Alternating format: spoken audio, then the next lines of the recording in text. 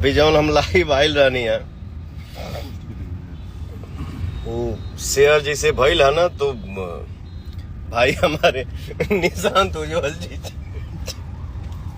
हम क्या किए हैं भाई, जैसे शेयर हुआ है संतोष भैया ने बोला बुझा था साउंड नहीं किया, उनके हाथ से लग के डिलीट हो गया है। तो कोई नहीं भैया फिर से आ गए हैं लाइव, अभी मौजूद हैं आप लोग के बीच में, बताइए भैया।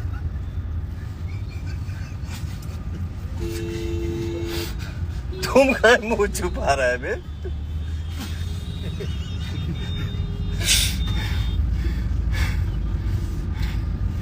कोई बात नहीं,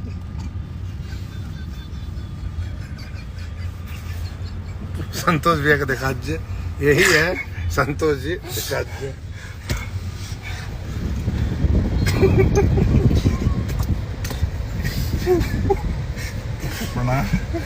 गलती से डिलीट हो गया है, फिर से वापस